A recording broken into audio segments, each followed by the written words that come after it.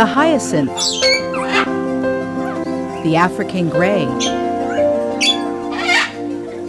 and those beautiful macaws. These are just a few of the gorgeous species of parrots found at Parrots in Paradise, a specialized facility caring for parrots when others cannot. There were a lot of different situations that people found themselves in that they couldn't care for their parrots, like moving or a death in the family, or we have had a few situations where birds have been abandoned. And, we just realized the problem that's out there of so many birds that needing to be rescued that we're kind of, okay, we've got to do this, we'll do whatever it takes. Let's meet her parrot population. The African gray colony that we have right now, we have a colony of about 10. For the most part, they do really good as a colony. But there are a few African grays that are available for adoption.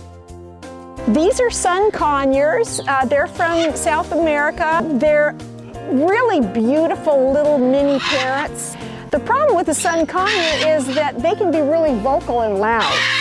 To us, noise is relative, but sun conures are wonderful, beautiful little birds. The hyacinth macaw is an endangered bird from Brazil. They are actually pretty rare. There are a few here in Hawaii. It's kind of a shame because they're really a wonderful bird and they can make a great companion bird, but yeah, the hyacinth macaw, it's the biggest species of macaws. Rosie is a blue front Amazon, and Rosie actually likes men. If Jerry's not around, Rosie will step up with me and she'll like me, but once she sees Jerry, I'm chopped liver. I do not take it personally. That is a group of macaws that have actually learned to get along well with each other. They were all introduced together at the same time, so they've worked out their whole social dynamics together. The best learning has been just by watching their behavior. They're pretty clear about showing you if they get their feathers ruffled up, that's kind of like back off, stay away. That's one thing we believe in, is it's not for us to push them into doing something that they don't want to do.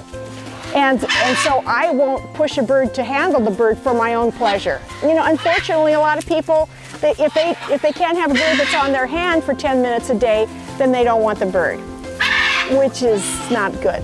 Birds have these amazing beaks that are there, it's kind of like an appendage that's necessary for a lot of different things, eating, foraging, and all that kind of stuff. But also, they have this need to chew.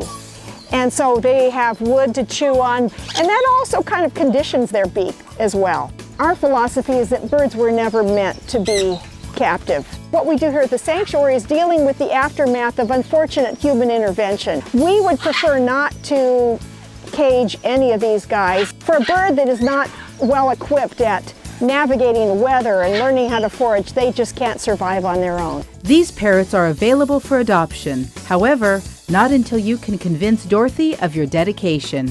A lot of folks will come with good intentions, wanting to adopt a bird, but I will kind of put folks through a barrage of questions to actually get them to think if this is a commitment they're really willing to take on.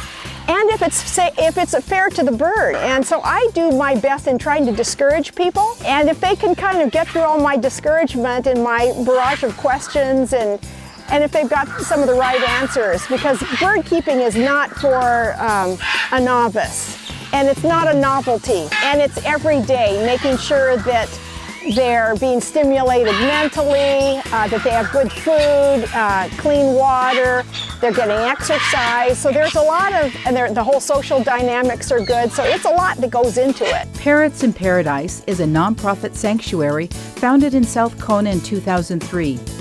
Dorothy and Jerry consider the presence of these birds a special gift in their lives. They have dedicated themselves to parrot rescue efforts, community education, the benefit, health, and well-being of these birds, and responsible parrot guardianship.